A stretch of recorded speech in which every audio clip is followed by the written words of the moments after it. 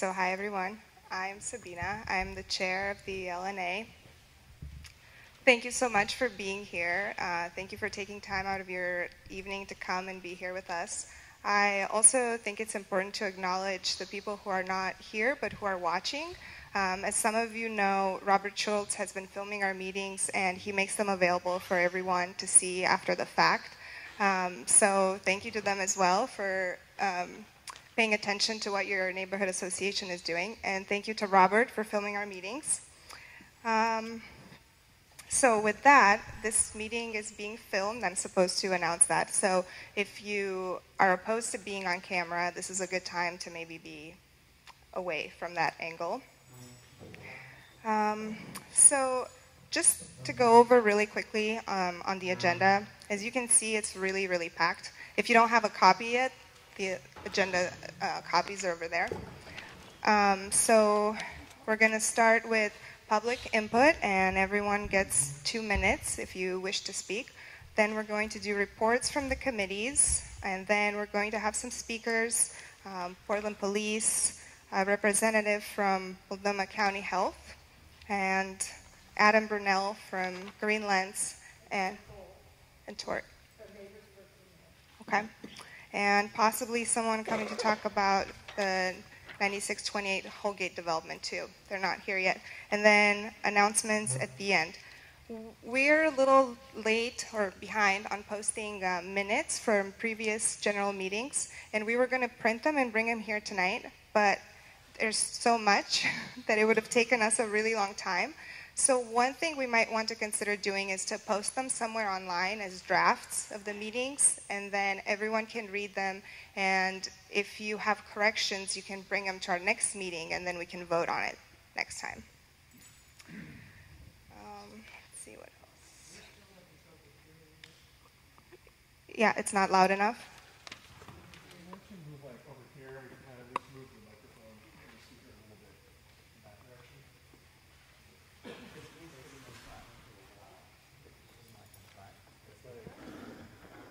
You're going to get feedback right there. Is this better? I still feel like I can hear myself. That's the direction you need to face. If this point is like that. Okay, I guess I'll just sit here. I'll just move around. So to get through the agenda and make it out of here in time, what I would like to do is Christo and I are going to facilitate the meeting. So one of us is going to keep track of time and the other one's going to help facilitate. And we might even announce, at the start of an agenda item how much time you have, and then let you know along the way, you have 2 minutes left, or and we'll see if that feels too restrictive. We don't have to do it in the future, but we just kind of want to get out of here in time. So can I get everyone's commitment on that? So I also just want to say a couple words about the LNA's role and goals for people who are maybe new. These goals haven't really been updated in a while, possibly years, so I'm not sure that they still serve us really well, and I think it's important to know what they are so that we can maybe work together to change them and get input from everyone on what you think that the neighborhood association should do for you. So right now, the goals are to enhance the livability of our neighborhood by establishing and maintaining an open line of communication and liaison among the neighborhood, government agencies, and other neighborhoods, and to provide an open process by which all members of the neighborhood may involve themselves in the affairs of the neighborhood. So think about that, and maybe next time we can have a brainstorming session and come up with more updated goals. I also wanted to write some meeting expectations. And again, we don't have to agree on these. Maybe we write some together next time for future meetings. But just for the sake of everyone being on the same page tonight and making sure it all goes really smoothly, I wrote 6 things. 1 diva, 1 mic. Please, 1 person speak at a time and try not to interrupt each other. Be aware of your time. This is helpful for your facilitator and helps to respect everyone's time and commitment. Stick to the topic that we are addressing on the agenda. The next one says, no one knows everything, together we know a lot. And It just means that there's something to learn from everyone in the room, and we all have a responsibility to share what we know as well as our questions so that others may learn from us. Speak up, even if you might stumble over your words. We want everyone to feel comfortable participating, even if you can't be as articulate as you'd like. And be curious. We make better decisions when we approach our problems and challenges with questions and curiosity. So perhaps next time we can work more on agreements. So with that said, we're going to start with public input at the start of the meeting. This is where anyone who wishes to speak can raise their hand, and Christo is going to help me with this.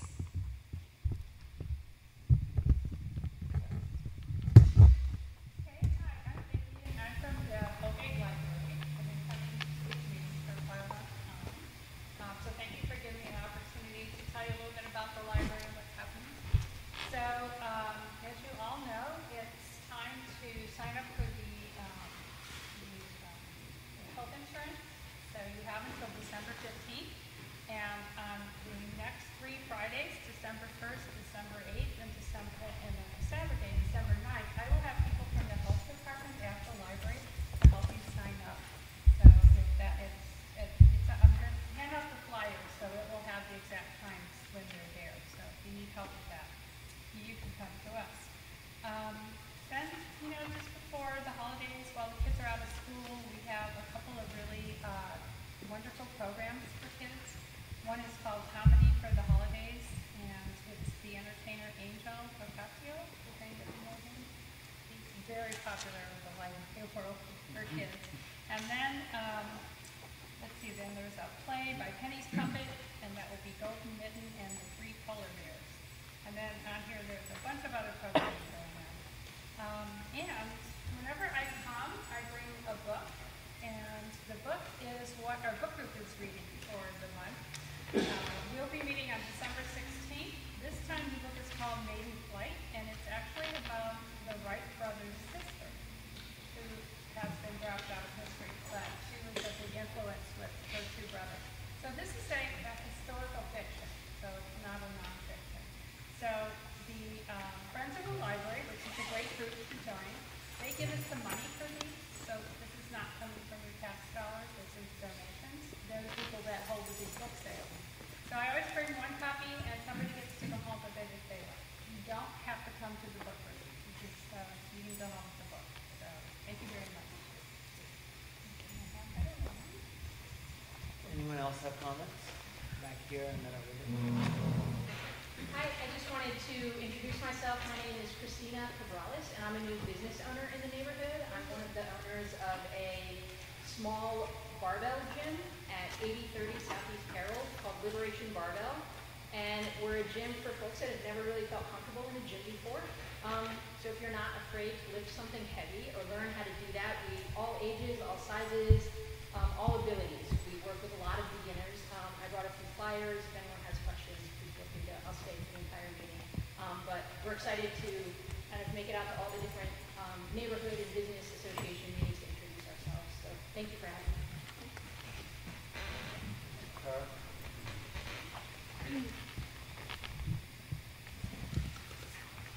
I would like to present this. It's a Christmas potluck we're having. If we could put that in the kiosk if possible. Thank you. If it's in the kiosk, you can see it. The Christmas potluck we're having is going to be on December 14th from 6:30 to 8:30 p.m. at the Kington Chalet. The chalet is outside the bowling alley. It's an outside building. It's not in the bowling alley. A lot of people last time went into the bowling alley looking for us. So we're doing the potluck so neighbors can get together and just meet and talk. So I think, who's we? Whoever wants to come. Who's having the party? The LNLA.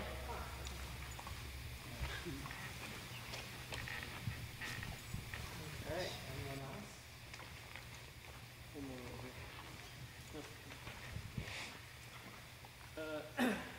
Hi, good evening, everybody. My name is Will Steer. I work at Proctor Portland. I'm the Lents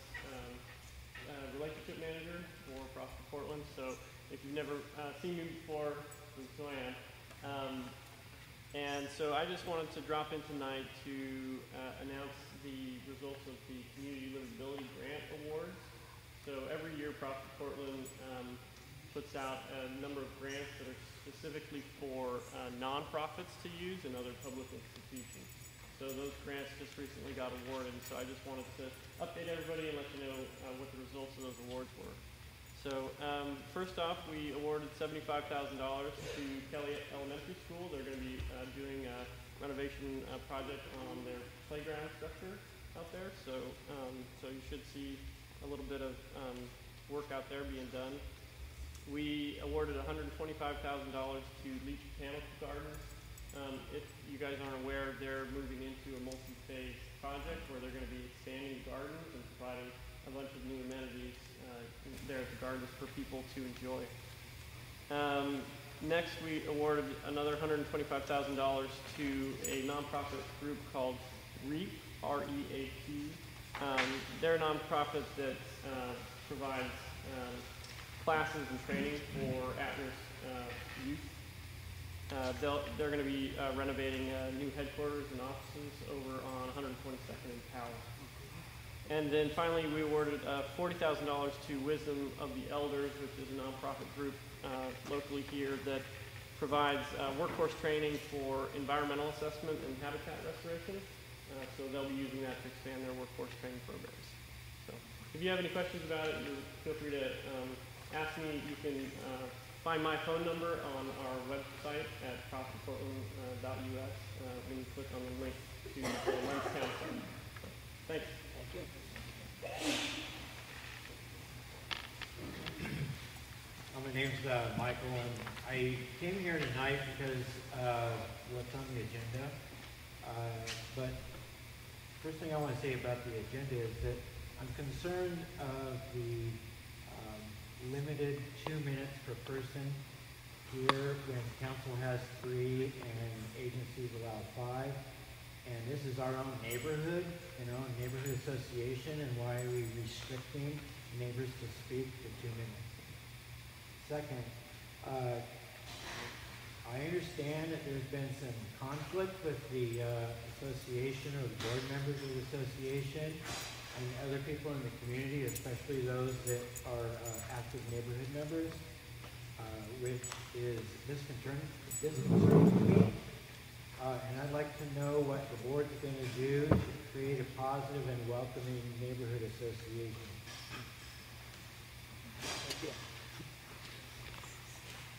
I can respond. So if we find that however time overall we have allotted for the public input is not enough, we can expand that next time.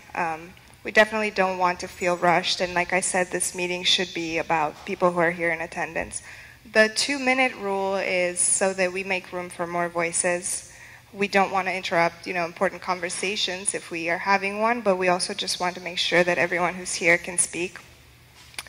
And as far as everything else goes, I am aware that there's been some disagreements or even conflicts, and we are committed to working across the divide with everyone and possibly having some community listening sessions where we can all come together and discuss how we can best support each other and move past our disagreements. So that's kind of what we're doing about that so far. Thank you. I don't see any other hands up. Hi, good evening. I'm Jeff Reardon. I'm State Representative for District 48, which is Lents down into Happy Valley. And delighted to be here this evening, see just great turnout, and heard wonderful things about the new leadership. So I, for one, want to give the new leaders a chance to show what they can do and help bring this neighborhood together. And I'm convinced that they're here to do that. We do have a short session coming up in February, and I have one bill that I'm introducing that I think might be of interest to this group.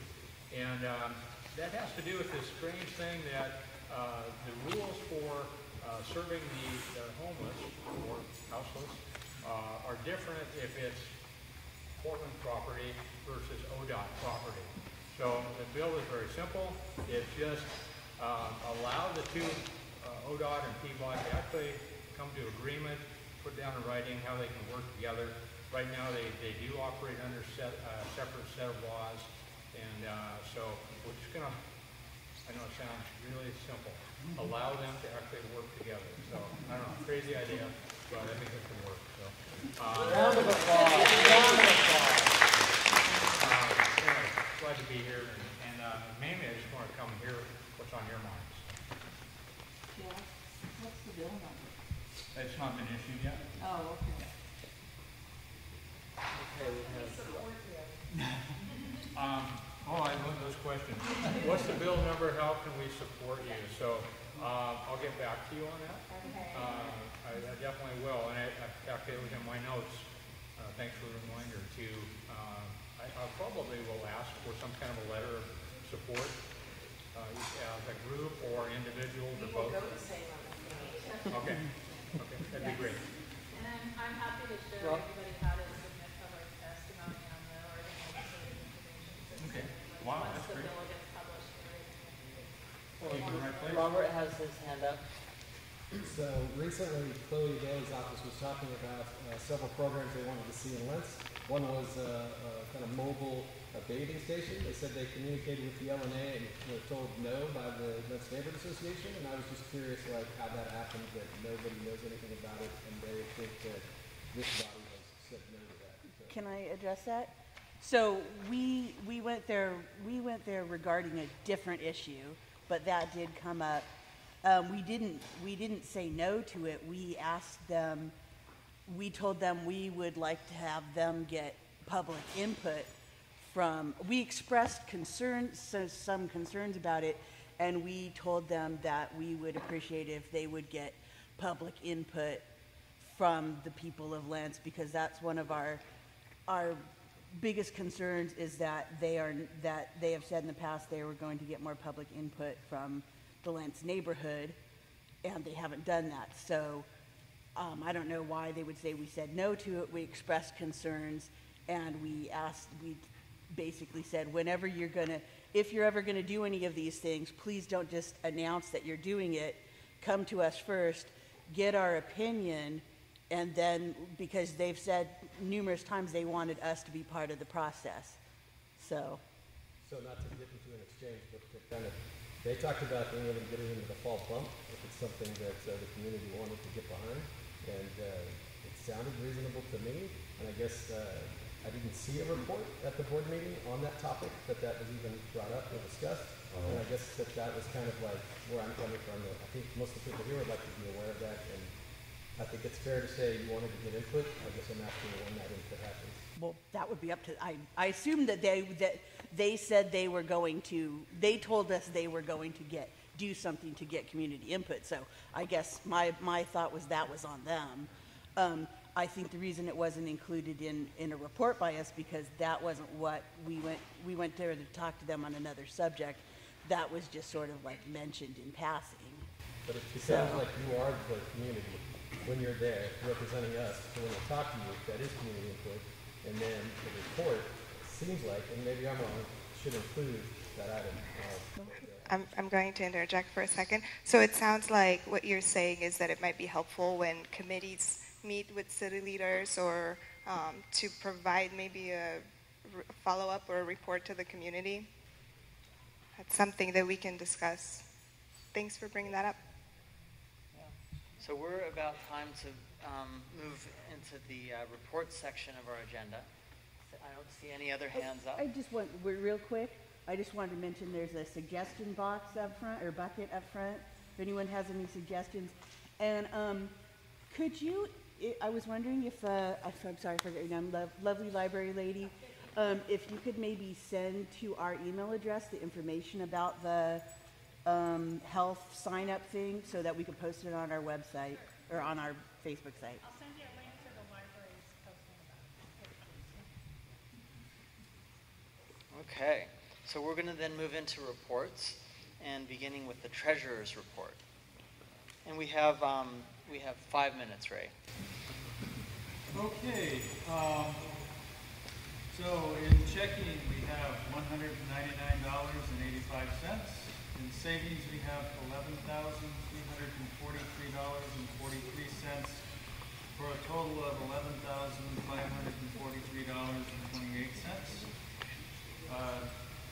Transactions over the last month, we have 47 cents in interest that we received, and then we have paid the cost of electricity for the Lents monuments of $27.90 and $37.68. We have accounts payable of $3.77 for a certified mailing that we did a while back. Transportation of the PA system last year was $101.27. Printing ink. Can everyone hear me? Printing ink for our, the things like what we have tonight, agendas. That's what it is.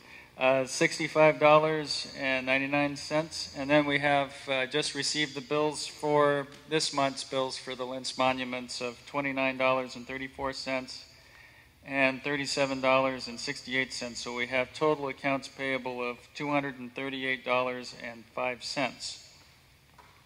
At the board meeting, we updated our budget, and here's some of the changes. We're discussing a photo contest, exactly what that's going to be. We don't have any specifics right now, but we allocated $100 in prizes for a photo contest. And we also allocated $45 for refreshments for the neighborhood film screening, which is coming up, I believe, December 1st. And we also allocated up to $250 for refreshments for the holiday party that we're planning for December 14th. Any questions or comments related to the treasurer's report? Thank you, Ray.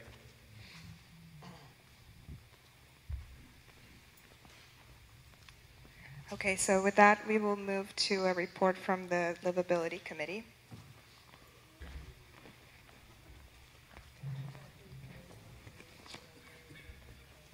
Over there. Or over by Autumn. Oh, okay. I'll sit by Autumn. Hello, I'm Jennifer Young. I'm the chair of the Livability Committee, and I just wanted to update you. The Livability Committee met 2 weeks ago with the Public Safety Committee, sort of a joint meeting. The committee's grown. There's 12 people currently. We had a very productive meeting. We set goals, and we decided the next focus was going to be on public safety and livability. And we are going to, our next big project is going to be a community forum with public safety. And we really want to partner with other East Side neighborhoods and create a conversation and education and advocacy. And we're planning on having a forum in the winter, probably the first week of February or late January. It's all tentative. So we'll know more next week as far as dates and folks that we've asked to attend. So the other thing I wanted to talk about was I attended the Southeast Community Conversation. It was also about public safety and livability. This was also the week before last. Jolynn and Barbara also attended, as did most neighborhoods were represented by community members. We actually facilitated at some tables and talked to people about what their top concerns were in Southeast Portland.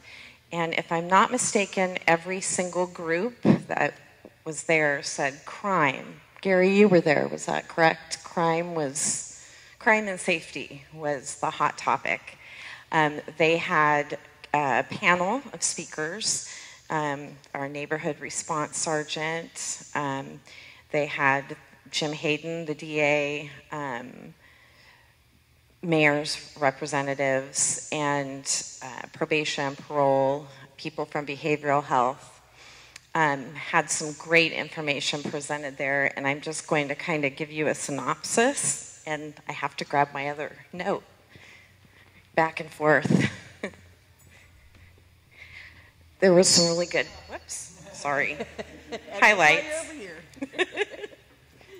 I have to put my glasses on.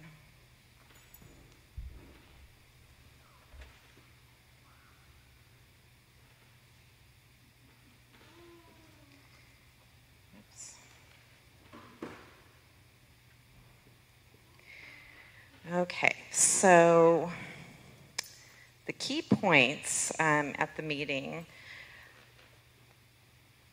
we have a shortage of police officers in Portland. While our population has exploded over the last several years, our police force continues to shrink due to budget constraints, attrition, and retirement. We have less than 900 police officers and just over 300 patrol officers. We have the lowest officer per resident compared to any metro area in the entire nation.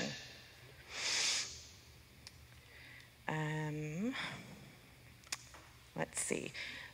In comparison, a city that's in similar size or metro area like Minneapolis has 4 police officers per 1,000 residents. We have less than 2 officers per 1,000 residents.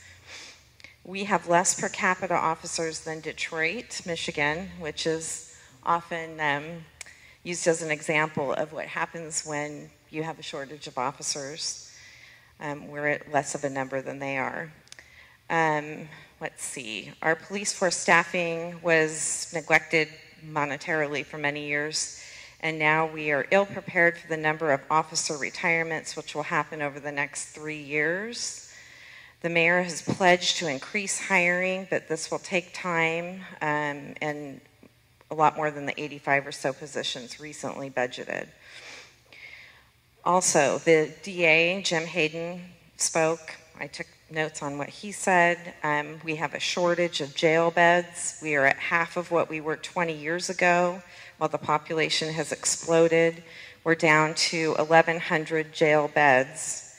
It isn't that there is enough room in jail, as many wings are empty. It's that we lack the staffing and budget to increase the personnel needed to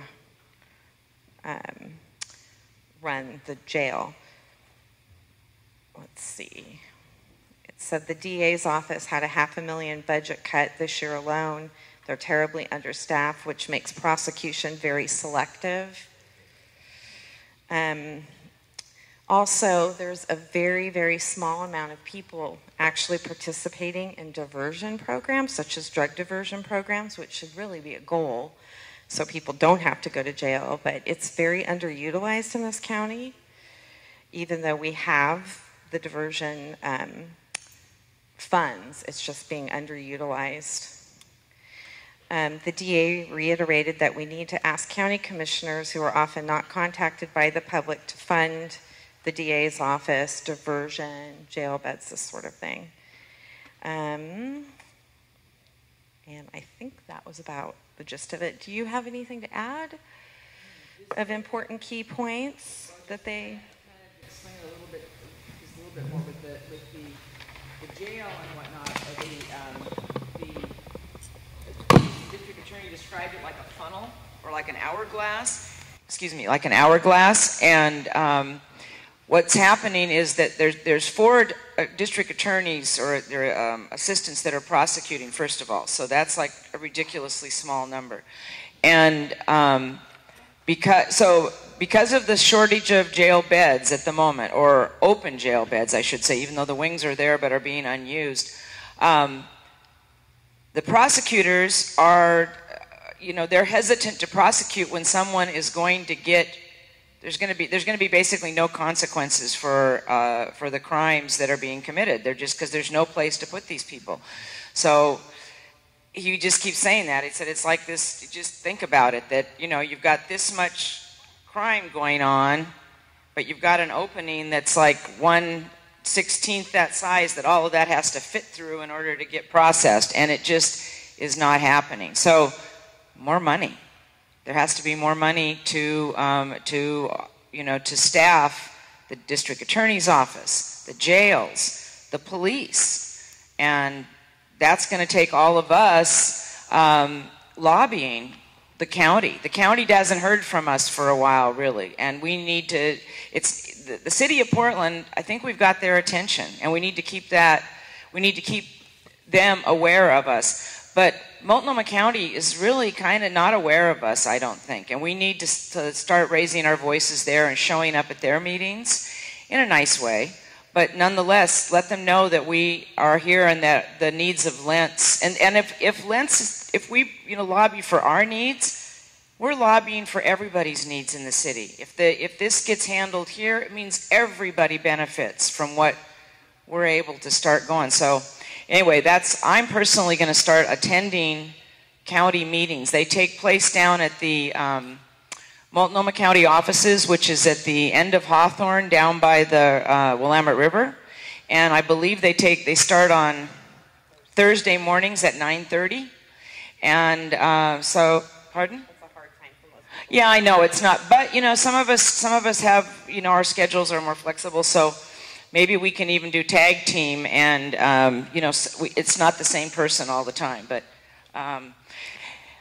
The one positive thing was that all of the people that were at this forum that were presenting from the city and the mental health people, they're positive. They want to do a good job. They're giving it their all. So that was a really encouraging thing, and I think that we can do something to improve this situation. So that's mine.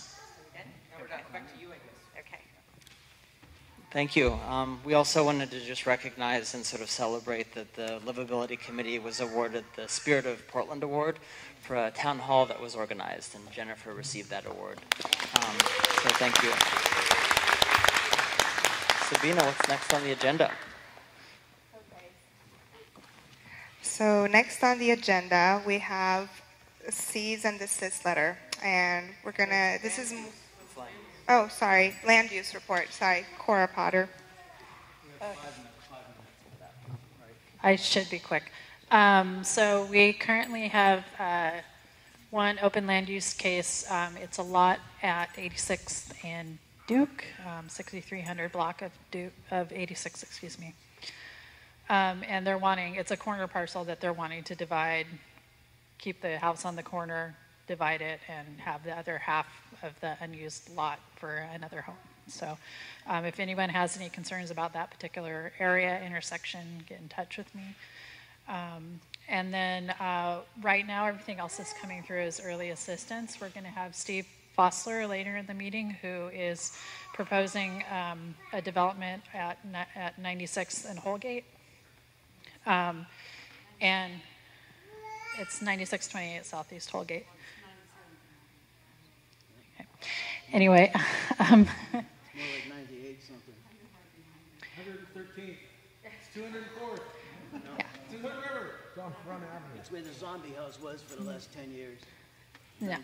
It's the little greenhouse, a little green cottage, like minty aqua green.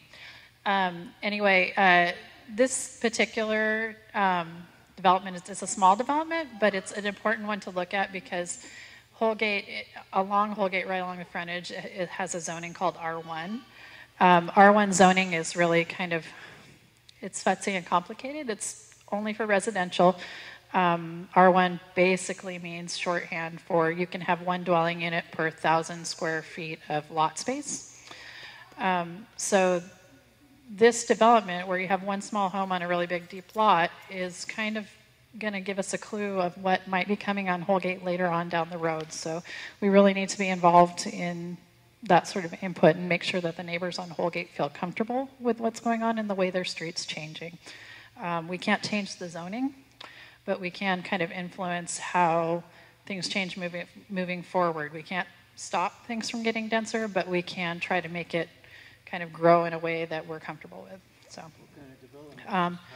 And finally, there's a town center development that's in early assistance that's being proposed. I've reached out to the developer. They're not quite at the stage where they'd be contacting us formally yet, but I want to get out ahead of it because it's right in the town center. It's on the blue cottage that's on the southwest corner of 90th and Woodstock. And they're proposing to put in a 12-unit apartment development there. So it'll be like 2 or 3 stories. The sketches right now are really vague. So we're, I've reached out to them. He's out of the country. We'll see if we hear back from him soon. So. Well, Gary was just asking what type of development was that last one? Was it townhouses? On Holgate? On Holgate, it's 2-story apartments. Again, it's in early assistance, so sometimes the diagrams aren't really super clear. It's living, right? Yes, it will be. They're actually adding 3 buildings to the lot and keeping the existing house. So, and they'll be here later to talk more in depth about it. So, I'll kind of let the architect lead on that because he can probably explain it better. I've only seen the initial early assistance drawings. So, anyway, that's my report. Oh, wait. Why is it that the people in that immediate neighborhood did not know about this? I live right behind there, and I never heard a word of it. I made announcements through all of the media channels that I possibly could. And then I also tried to contact the neighbors immediately adjacent to the parcel, but they weren't ever home when I went by. I mean, I'm like it's right behind where I live. I never heard anything about it. I just went to the 2 on either side. And then I also contacted neighbors I knew that lived in the area that I'm in contact with and asked them to do like round robin calling to contact their neighbors that they know. So. Well, was this the kind of thing where the city would do a notice to Yes. neighbors? Well, if it goes to a land use case. So if it moves from, right now it's just an early assistance. If it goes to a full land use case or a design review, which is not likely, they would notify all of the neighbors within 250 feet, I think is what it is. But if there's no notice requirement on the type of development they're doing, if it's something they can do by right, there's likely not to be any notice. So we do our best to reach out to folks. We're going to continue moving forward. The architect's coming here tonight to talk with folks. They are supposed to let the neighbors know, because when I put my shop in the back of behind my house, I had a hair salon back there. It was a garage, and I had it remodeled into a hair salon. I was required to tell every neighbor within the vicinity of the neighborhood what I was doing, and it wasn't even a building. I was just remodeling the inside of it. And yeah, that's. I don't know if you're really getting the word out like you're supposed to or not. It doesn't sound like it. Cora, could I ask a question? So I'm trying to understand sort of the process. Right. So my sense that of sort of the city has notification requirements. Right. Is that, and I'm wondering what the sort of role of the neighborhood association is. Is it more like sort of, it's like an extra thing, like an extra service, but isn't it the city that's when they're required to give notice, they give notice, but it would be a huge burden for the neighborhood association That's to track correct. all of this project. Right, and there are not every single type of permit or project has a notification requirement. In the case of adding a beauty salon on a residential lot, that is something that has a notice requirement because it's a use change. So you have to notify your neighbors. They have things like, I get notices for people that want to do Airbnb, they have to notify the the district coalition and the neighborhood association, but there are so many, you can't possibly canvass the neighborhood every time someone wants to rent out a room in their house. So land use, each type of land use case has different notification requirements and distance from the site. So if it's like type 3, they're going to notify everybody within 500 feet, I think is it, and then 250 for type 2. And 1X is, I think, 250 as well. So it's complicated. Maybe we could think about ways of getting the tools out to the community. Would that be helpful to you? Would that be helpful if we were to spend some time sort of figuring out how to get the tools out to the community? Well, isn't that like what you guys do? That would be a huge. I would have to have all the resources of the Bureau of Planning Services and Bureau of Development Services to do that job. I had to tell people in my neighborhood what I was doing. Let's. Yeah, you're not having good luck. So hold on. I just want to honor the agenda and the amount of time we've allocated for certain items. Yeah. There's one person with a question over here, Nick. If you can hold on, and I want to honor the staff. So. Yeah, I don't know if there was a notice or a notification on this, but you have to go for on Ellis Street between 88th and 89th Avenue, south side, what's being built there. It was an empty lot for a long time. That gentleman actually came to the Neighborhood Association. I believe it was back in February. It was a while ago. It's an apartment complex. I think it has 9 units. I can try to, if you want to see more of the drawings and everything, I can pull up the historic document for the site. Yeah. So. Okay, we have to wrap it up now and go to the, okay, Nick, last. I just want to clarify the process as I understand it, and correct me if I'm wrong. I'll wait until you're done, Sharp. Oh, sure. Okay, thank you. So I just want to clarify the process as I understand it, and you correct me if I'm wrong. It starts with the first stage of a developer coming in and saying, early assistance, which is informal, I'm thinking about doing something on this property, and here's the vague outline. And then once they're past the stage of thinking about it and they're actually hiring an architect and going through the process of, okay, I want to build something on this property, that's the stage, that second stage is where neighbors are notified by the city, which is the stage that you got to with your backyard, with your shed or your building for what you're outbuilding.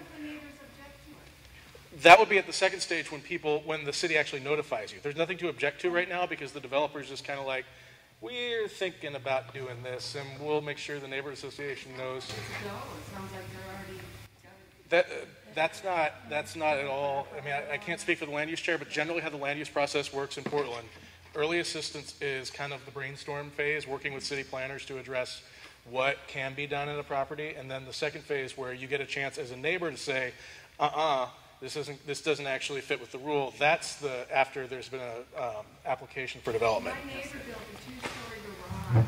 I knew nothing about it until he put the second story. We have to move on, but we would be happy to provide Right. more answers to your question. Maybe we can summarize kind of what Nick said and provide additional information and have it on our website and Facebook page. I don't know if that would be helpful. Well, and I just wanted to clarify, there isn't always, it doesn't always move from early assistance into a state where there is a notification, because sometimes the developers get all their ducks in a row and they arrange the project so perfectly where everything they can do by right that they don't have to ask for any adjustments or land use changes to facilitate their project. So, and if they do everything that's outlined that matches up with what they're allowed to do under R1 zoning guidelines, sometimes there's no land use case. There's no type of permit pulled that requires any sort of notification. So I'm going to bring this to our next board meeting and see if we can't make a diagram of kind of the land use planning process and think about So we wait till we're going to build it, and then we have a voice. I'm not sure. I think we have to wrap up with this. Let neighbors know ahead of time so they can voice it before. So it sounds like you're volunteering to let your neighbors know? What's that? It sounds like you're volunteering to let your neighbors know then? Oh, I'm not volunteering anything. I'm just wondering why I wasn't notified. You seem like you knew if you were telling your neighbors about it. So my proposal, just to sort of, excuse me, everyone. My proposal is that we bring this to our next board meeting, and we think about ways of developing diagrams and sort of getting the tools outlined and available so we can all understand what's happening. It's just, you've heard, it would be impossible, for instance, for Cora to track every preliminary land use process. Okay, thank you. Okay, so next we are going to move on to the cease and desist letter. Hi. That actually is kind of an erroneous title to this, because this may not manifest as a cease and desist letter. So I'd like to just not call it that. But what it actually is there's an infringement on the copyright of the Lents Neighborhood Association name, and that's being done by the Lents Neighborhood Livability Association, which was formed in the spring. And there are not many things that the Lents Neighborhood Association owns, that it has as that we have as a neighbor. We don't have a building. We don't have, stock in anything. I mean, Ray gave our assets, our whole worldly wealth is $11,000, which we, guard quite carefully. But one thing that we have to guard carefully is our name. And we also have a committee called the Livability Committee, Lents Neighborhood Association Livability Committee. So the name Lents Neighborhood Livability Association is easily confused with both those other names. And it has been easily confused by officials in the city, by officials with the state, by residents. And so we are pursuing, since the Lents Neighborhood Livability Association seems to be wanting to develop themselves further, we are pursuing legal means to get them to change the name of their group. We don't want them to cease existing or to cease what they're doing, their goals, but the confusion that their name is creating, not only in our neighborhood, but in our interactions with the city and with the state and with the county, we feel that would be the best thing to do for both groups, since the Lents Neighborhood Association has existed with the same name for over 50 years. So I think we have solid claim to that name. To that end, we have been contacting legal clinics that will represent a nonprofit with basically a zero budget. And we are pursuing our legal rights to defend our name. And that's pretty much where it is right now. That's what we're doing. And just, let there be no doubt that the Neighborhood Association will defend its name, and its name's that is our, what do you want to say? That's goodwill. That is the thing that you build up with a name is goodwill in this kind of a situation where you have an association. And this Neighborhood Association has done that in 50 years. And we want to protect that and keep that going. We don't want there to be confusion as to who people are speaking to. So that is the report as of tonight. Sure, comments and questions, Robert. So, as a association member, I strenuously object to this tremendous waste of time and energy. It is an absolute chase the tail, worthless effort. It's wasting good energy. If the other group had done something, then sure, maybe there was something to spend money on. But the idea that $11,000 is the budget and lawyers cost starting around $200 an hour, and that you would propose that's the best use of money, it's just such an incredible waste. Nobody proposed spending any money. Did you hear me say? You said legal action. I said legal action. I didn't say that we were going to. I did not say that the Lents Neighborhood Association would be putting up any money. We are seeking free legal aid from the Lewis and Clark School of Law, for one. So that is how we're pursuing this. I have no intention of asking for our budget to be depleted for legal services. So we have 1 minute left, and we have a question or comment from Gary and then from Nick. Well, first of all, your name is pretty much mud around Lent, so I don't think you should defend it too much. They should probably want to change their name to not be associated with you. I think they heard me. Okay. So I'm gonna honor the stack here. So, just for clarification, the board is pursuing legal action. Is the board taking a vote on this? Yes. When did the board vote on this? Let's see, it was, I believe, in the October meeting. And was this taken to the general membership? No, not yet. We have not. Okay, so if I wanted to get something on the agenda in January to as the membership, direct the board to not pursue legal action on this, I could do that. I don't, in fact, this is on the agenda, so I'm going to make a motion that the Neighborhood Association general membership directs the board to stop pursuing legal action against the Lents Neighborhood Livability Association over a name change. There's a motion on the floor that's been seconded. Do we need to have further discussion about this? Here's some pros and cons. Yes. Okay. Sure. What is it that they're supposed to call themselves if they're not Lents? What are they supposed to be? Could you repeat that? I say if they're not Lents, then what are they supposed to be? I mean, they're a Lents community organization. What are they supposed to call themselves? Well, sort of. I believe. Let me grab Ray, and then I'll come back to Autumn. I don't believe the objection is to the name Lents.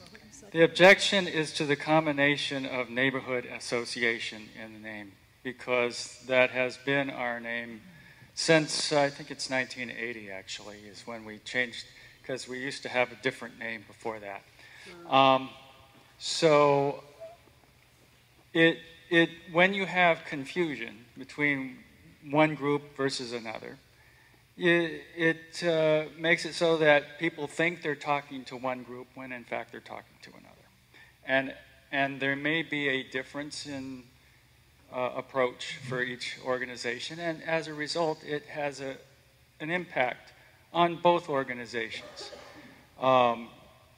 And so and we have legal entitlement to this name because it is our corporate name and has been since 1986. So we do have a stack, so if you all just can bear with me as I follow through that with people who have been waiting to speak. I've got Gary, but we have a few people. My first question is going to be, what have you done to mitigate this situation before deciding to go straight to legal action? We had a gentleperson's agreement in May that there would, at the very least, the Lents Neighborhood Livability Association would put a disclaimer on their Facebook page and their web page, which was not done. So we did have an agreement. We did reach an agreement with them at an emergency meeting in May, on the 3rd of May. However, that was not, their commitment was not followed through with. Can I answer that? We both had a gentleman's agreement. I think that I agree with the motion that's on the floor, because it does not seem like the board has taken enough action to remedy the situation before jumping to legal action and causing a fight in the neighborhood. Could I just, as I walk over here, Chart, is it legal action, or is it that what you've been doing is inquiring, is talking to attorneys and sort of asking for guidance and for support, but there's not a specific... We're still asking for guidance on how to proceed with this to protect the name Lents Neighborhood Association. However, we actually, this sounds like we're talking about something hypothetical, like that, oh my gosh, there's been no problem. Well, the meeting that Jennifer was speaking about that we were at, where the deputy district attorney was at, he comes up and, he was confused. He was telling me about a meeting that his, the associate deputy district attorney was going to be going to.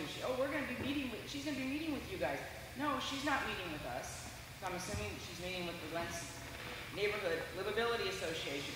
We have had this happen now in the last 2 months several times where government officials have come to us telling us that they're meeting with us, and they're not meeting with us. They're meeting with the Lents Neighborhood Livability Association, who is not clarifying that point when they're making their agreements.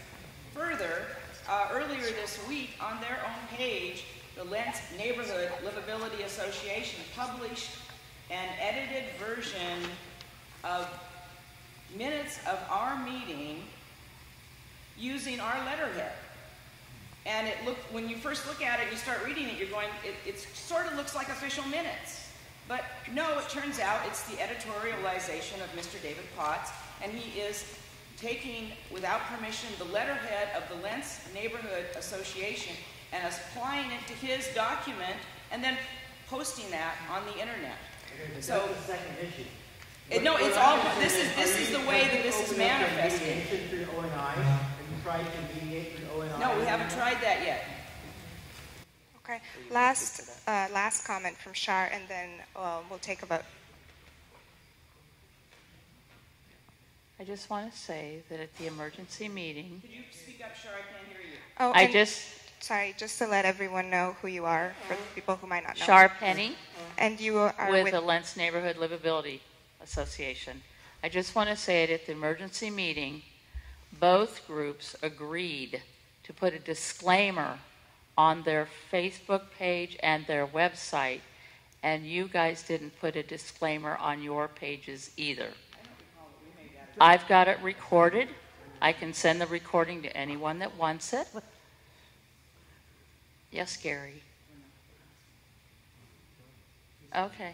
So that's where that's at. So I didn't put one on there because you guys didn't follow through either. All the emails I am now sending to the city have a disclaimer on every footer. We are not affiliated with the Lents Neighborhood Association. Every single email. I called about a week or two ago. I called EPNO. I straightened out the issue with the rental of the PA system. If you go to their site, you will now see that we rented the PA system. I don't know what else we can do. I did steal your letterhead. Sabina texted me and wanted me to change it. It was immediately changed and reposted. I mean, I don't know, what this Okay. why would you think to take that? I mean, it's... It was your minutes. Okay, so with that, I think we will. We are ready to take a vote. Nick, do you mind restating the question? Oh, good God. I believe I was direct. Yeah, the short version, too long didn't read version is let it go. I won't sing it, I promise. You can sing it. It feels like karaoke now. No, the motion was the membership directs the board to stop pursuing legal action against the Lents Neighborhood Livability Association over the name issue. Hasn't it been established that it's not at a point of legal action, just getting advice? The motion is to direct the board to stop pursuing legal action. That's the motion. So motion on the floor. So you can do whatever you want short of legal action. Or you can't. Guys, is some legal right to our name that the association. So I just to close. To close before the vote, as the motion maker, I got calls from friends in government as a former chair of the LNA in October, like, what is this Neighborhood Livability Association? What's going on there? And I'm like, well, there's this other group that wants to do things for the community too, but they're not part of the LNA.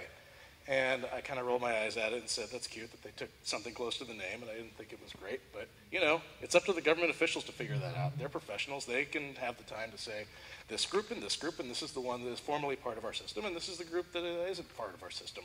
So I kind of feel like it's not great for cohesiveness in the community for the formal group to then be pursuing action or thinking about action or going to steps beyond mediation with people who are members of this organization and members of our community. So that's to close. Thank you. I second it again. Okay, so if you are in favor of the board no longer pursuing legal action against the LNLA, raise your hand. You leave them up, I'm going to come around and take a count. 1, 2, 3, 4, 5, 6, 7, 8, 9, 10, 11, 12, 13, 14, 15, 16, 17, 18, 19. So we have 19 who are in favor of this proposal to stop pursuing legal action. Can I get no hands? 19, can someone remember that? Okay. I got 1, 2, 3, 4, 5, 6, 7, 8, 9. So 9 opposed. And then the other members who have not raised their hand for yes or no are abstaining. You're both yeses? You're abstaining. So abstentions are 1, 2, 2 formal abstentions. And I'm assuming that if people have not raised their hand for any of those 3 yes, no, or abstention, that they're by default abstaining. So, Okay. what about if something comes up in the future where there is a problem because of the name confusion? Then you need to So bring is it that up going again. to void this vote? Okay, so what I think that should happen as a board member is, if there's another issue, then we go to mediation.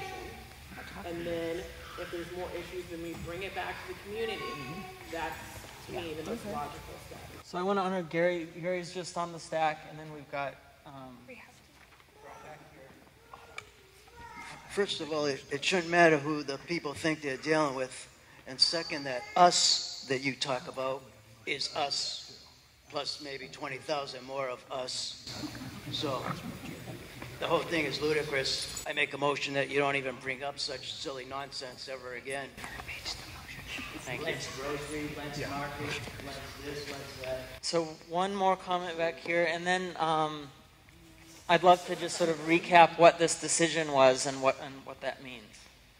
I have just one statement after everything I've been hearing, both sides. My one concern was when you were addressing this, and I'm directing this to Jolene, and if you could clarify this, your verbatim was, when you went down to talk to the city, they're like, oh, we're going to that meeting. Pardon? When you talked to somebody about a meeting and they said, well, we're going to be at that meeting next week. Out of your mouth, you said, I assume it's the other meeting. It's the LNLA. If you don't know for a fact, don't take action. Because you, out of your mouth, say, I assume. That was one instance. There were several where we actually did absolutely know that it was the Lents neighborhood. I'm just saying, if you're going to be up there representing, you can't use assumptions. Well, It's been voted on, right? Yep, it's been voted on. So just to recap, the question was if you're in favor of the board no longer pursuing legal action against the LNLA, and the motion carries with 19 in favor, 9 opposed, and 2 abstained. Okay, thank you. So that settles that for the time being? Yeah, so now the board will take a look at this, at the next board meeting and discuss what that means and if it meets our requirements for approving. So next we have an update from Portland Police Bureau.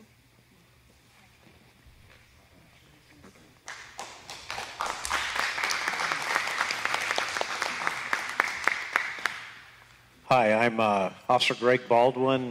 With me tonight, Sergeant Phelps, and also District Officer Bagoni. As far as updates from our neighborhood response team, they've been battling the homeless issue, which is one of our biggest issues for them. It was nice to hear that there's work being done to kind of bond PBOT and ODOT, because that seems to be one of their biggest hurdles out there in kind of moving along the homeless and the illegal camps, etc. What they've been doing recently is for the PBOT property, they can actually take immediate action and move these campers along. They do have compassion with weather conditions. If it's freezing out, pouring down rain, or even too hot, they're going to give them some time until they get to a point where they can actually humanely move. But they do, and they do have the right to move these folks along. Now on the ODOT property, and you really can't blame ODOT, they had problems back in at the 92nd and Flavel incident years ago that they're a little soft on, some litigation that took place when they moved a homeless camp. But they own the property, like on the bike paths and things like that, and right now we have pretty extensive illegal camping on that ODOT property, but we don't have, with the Portland Police Bureau, that jurisdiction. So what we have to do in those cases is we have to actually notify ODOT. ODOT then sends their people out to post that property. Several weeks go by, and then there's a little bit of an appeal process where sometimes it takes up to a month to move those campers, where we don't have the authority to move. However, if they commit crimes, we do have authority to take care of business. And one of the interesting things they've been doing, the neighborhood response team, is they've been going out and kind of tackling the fugitives from justice. So we have a lot of the homeless that kind of hide out in some of these camps that are fugitives, and they this last month I think they made about 50 arrests with fugitives, which actually broke those campsites down. So they are working very, very hard to take care of those problems. Now for us, district officers and the like, we not only have the homeless issues, but we also have an increased amount of car theft right now. And I don't know if any of you have had your car stolen, broken into, etc., but my daughter's Betty's still outstanding. Little 95 Honda Civic taken out of my driveway. I live in the district, so I have some of the same problems that you do happen in my own home. So what I'd like to say is please lock up your cars, use the club, get alarms, etc. Keep lights on outside during this time of the year. And we know this time of the year also brings up a lot of burglaries for the holidays, which are fantastic. But we're seeing a lot of, and in the last couple of days, I've taken 2 reports on burglars that went in unlocked doors. And I can't believe that when we have all these other problems. But people are leaving their back sliders unlocked and their front doors unlocked, and these folks are just going up and trying the doors when they're home asleep, when they're home during the day, walking in and grabbing a quick grab and running. So we got to keep our doors locked, even when we're home, and keep our cars locked, etc. And that's kind of where we're at. We are short, but that's not bothering us. We're still there to do the work for you folks. They do fill the overtime spots, and we do have police officers out there. We're not able to do a lot of the follow-up that we like to do, but we do try to organize our time to where when we are between radio calls that we are doing that follow-up. And I know Officer Begoni and myself, we work very hard at that because our sergeants push us. No, because we like to do it. Are there any questions on any issues that are in the neighborhoods? Yeah.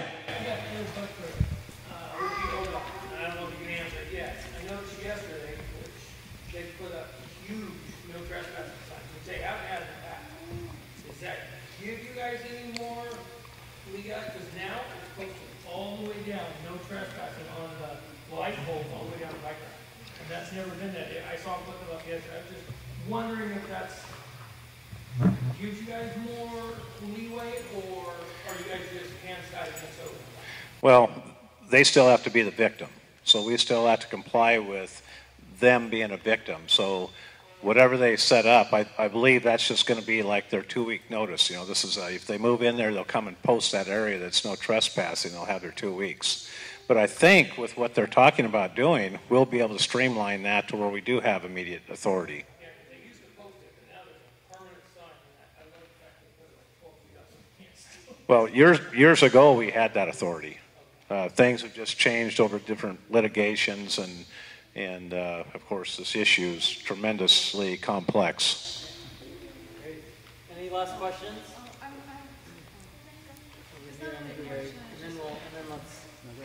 It's really not a question, it's a comment, and to thank the police officers of this area. Let me slide over here, I'm getting a little old. Oh. Yeah, I just want to thank, yeah, sure. Okay. I just want to thank the police officers in this community here in Lents, because I've lived here 25 years, and every time I've ever called the police, they have come to my house within 30 minutes. I mean, and it wasn't even for like a real dramatic break-in or a robbery or even a, it was for different things over the years, but I just want to thank you for that. And even one time my car was stolen, and the lady officer took me to get the car at the place where they found it. Round of applause for all.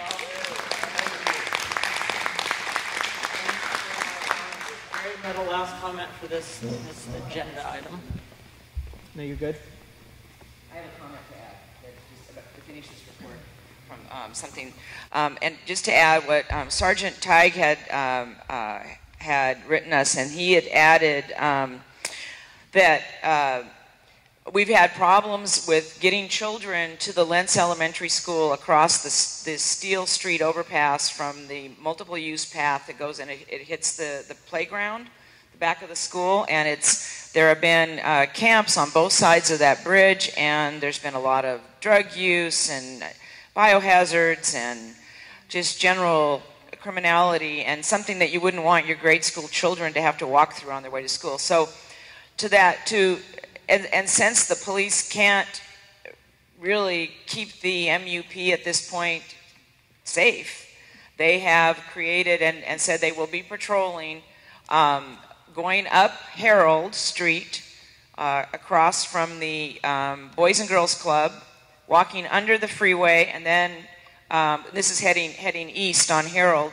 You come to 96. This is how to get to Lents Elementary, a way to get the children to the school safely without having to go through the camps. And then make a left, head north on 96th, and that will take you to Lents Elementary. And so Sergeant Teig asked us to share that with the community, that they are trying to create a safe corridor for children under the circumstances that they're dealing with right now. So, Sabina, there are more comments. Do we have time to? I just wanted to say one thing on that real quick, just because I live right on 96th and Harold. Right now we have a new camp that's setting up right along going up there, and it's a nasty group. Matter of fact, there was a guy out there beaten off this morning. So excuse my language. I'm not trying to be gross, but it's not a safe bet right now. Okay. Thank you. Hard to say that without being gross. Okay. So this is good news, not good news, that there's lots of burglaries and car thefts on the rise. But thank you for that presentation. So,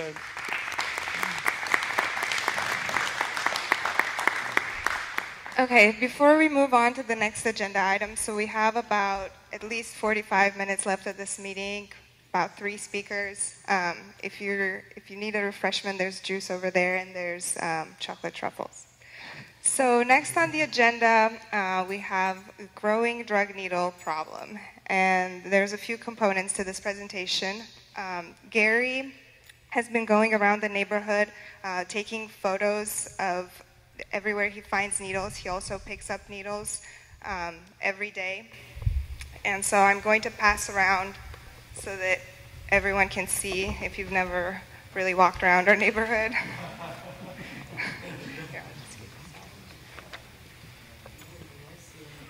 And so Gary wants to share some thoughts on that, and then we have here Kim from Multnomah County Health, who is going to share with us about drop boxes and hopefully answer some questions about what I would like to know is what can the LNA do to help with this? What kind of advocacy can we do? Hi. I've been here about 35 years, and I'm not as quite a good speaker as the rest of these people, but I had some notes I wanted to say, but some things came up that I want to comment on. What she just said about the police sergeant sending an email, having kids have to go around. What's that? Have kids go around 4 or 5 blocks out of their way to get to school. That's not right. We shouldn't have to live in a police state. I wanted to say this stuff at the safety meeting, but they didn't really let people talk. You know, we shouldn't be accommodating criminals and junkies and having to live with bright lights or put lights on our front porches if we don't want to, or even lock our doors, you know. But and as far as the camp moving, why, just the other day I watched as a response team, and I guess there's 2 response teams. I hope they don't sue each other too. What's the other one called? The cleaning contractors? Rapid response and then neighborhood response. So you might want to set a lawsuit, and Jolene can maybe help you the right direction. But I got a newspaper here from August where quite a few people in this room quoted how they think Lents is getting better and the camps are disappearing and things are great, but they're not. It's still pretty bad. I'm up there on the path almost every day. I don't come across any police, but I come across a lot of campers. The other day, ODOT came along, and they moved a whole bunch of campers off the path. They went across the street to a guy's backyard. A few days later, this cleaning team hired gunslingers, I guess, or deputies, or whatever you might call them. They moved them. They went back 20 feet across the street, back to the path. Now it will take ODOT another 10-day notice to move them. They put some signs down by the school, big signs, no trespassing signs. Before they were more specific, said no trespassing, no fires, no camping. Now they just say no trespassing. I guess that's easier for people to read. They say they're going to enforce it around the school with only a 24-hour notice, but who knows? There's people behind the school. I find needles behind the school. They fixed the fence a few weeks ago. The other day it was cut. People up on the bluff, people right behind the school. Boxes of needles, needles all over the grass. Almost 2 years ago I sat here when one of the board came up with a letter inviting Lents to take their fair share of homeless, as if somebody was going to parcel them out. You know, okay, here, you go to Lents, and, you know. So they moved in, but I guess nobody told them when the fair share was up. I write many, many emails and phone calls to everybody, the mayor's office, the council, ODOT, PBOT, ONI, health department. Even if you don't live near the bike path where most of these campers are, it's important for you to care about it, because if they finally do move them off, they're just going to move into the neighborhoods, you know, be in your corner or your yard.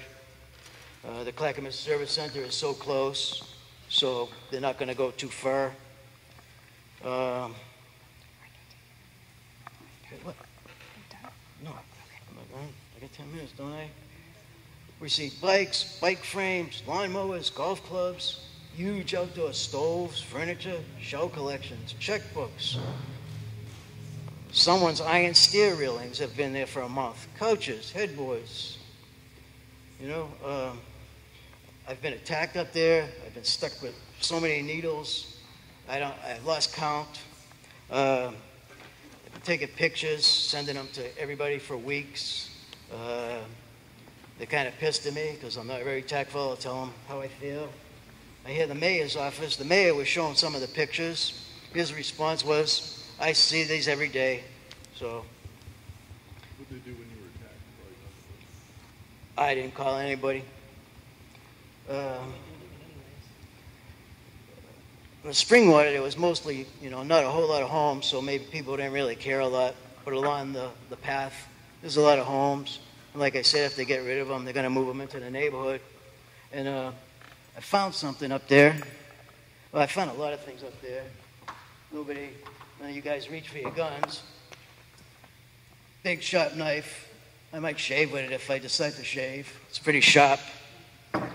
And let's see, the health department gave me a song and dance about the needles. Lady told me something one day and then something completely different the next. Well, they're here today, so they might be able to answer some of the questions. Took a lot of pictures, I guess, passing around. It's like... Okay, let's not create a public health hazard. This is 3 inappropriate. days worth of needles. Behind the school, along the road, in the field, next to the school. And I'm sure there's a lot more. Like I said, this is only from 3 days. Sometimes they have a box, but usually the box is empty. It's not a good situation, so I don't know what we can all do about it, but I hope it's something.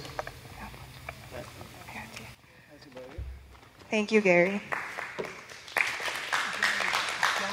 Don't get that anywhere near me. Don't get that anywhere near me. Why, you scared of them? Yes, I am. They're in your neighborhood. Then do something about it with your copyrighted name. So we have Kim here from Multnomah County Health, who is going to speak a little bit about drop boxes.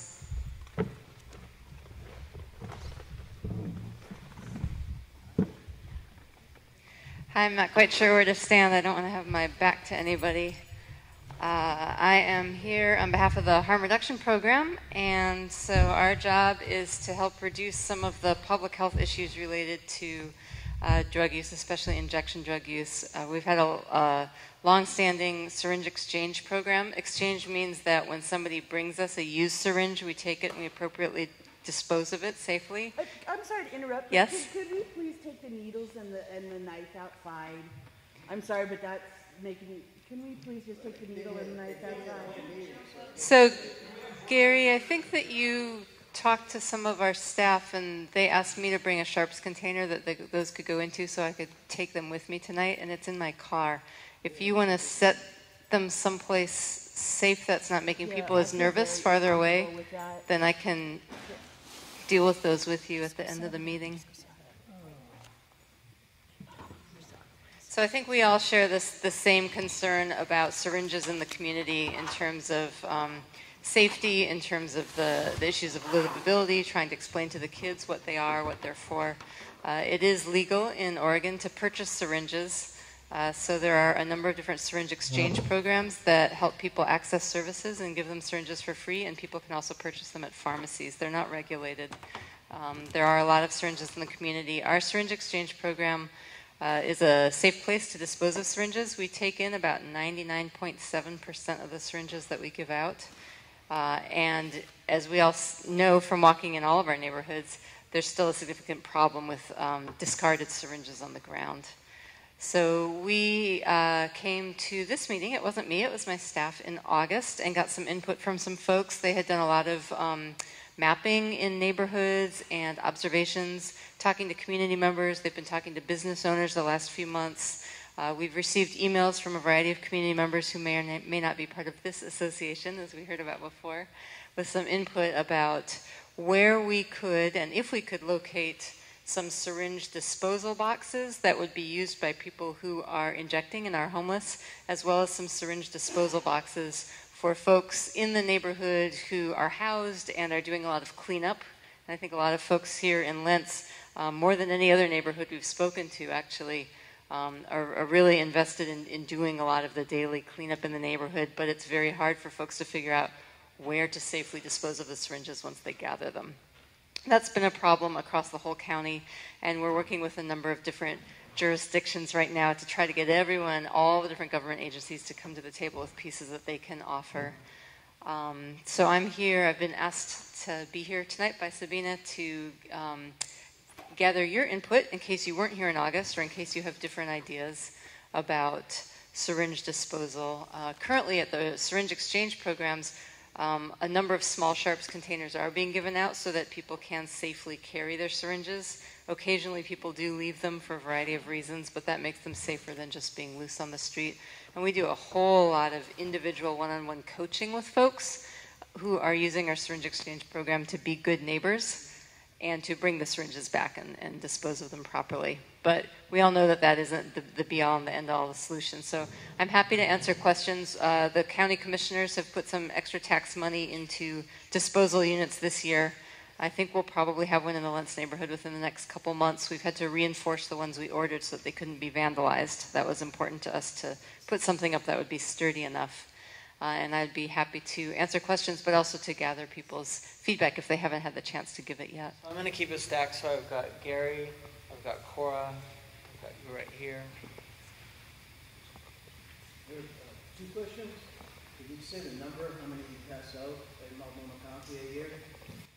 So between the Multnomah County Syringe Exchange and Outside-In Syringe Exchange, there are almost 4 million syringes exchanged per year. That's the level of injection drug problem we do have between heroin and methamphetamines primarily. Most of the people who are injecting heroin became addicted first to pain pills. So, almost 4 million. 3.8 to 4 million syringes. The thing is, and you think these are responsible people when they can't even put them into a plastic box, and you think you're going to bring them somewhere too? Many of the... So what if they can buy them? You don't have to give them to them free. Well, the reason that we give them to people for free is because we want to stop the transmission of diseases. We've got... Okay. Okay, so other Cora, comments or questions? Cora's next.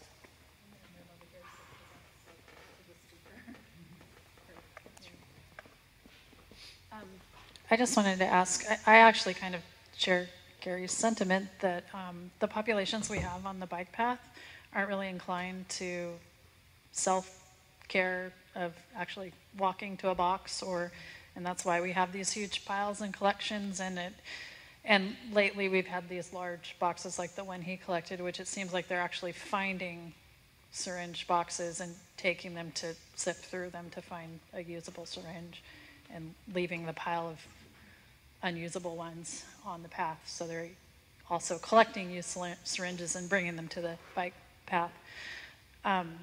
My thought was that it would actually be entirely more effective, and this kind of goes along with the mobile showers and that whole program of this idea of dealing with the biohazards in general along the bike path, to have people that go out and collect the syringes from folks, like have a mobile syringe exchange or something, so that we're not putting the responsibility of bringing the syringe to the drop to a certain place on folks that are unlikely to take on that responsibility or accountability.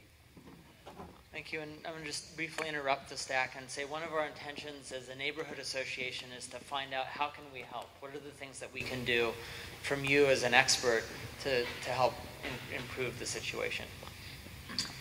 So I just found out today that all of the libraries are going to have sharps containers installed in all the public restrooms, and Colgate's going to be the first library to get one. Thank you.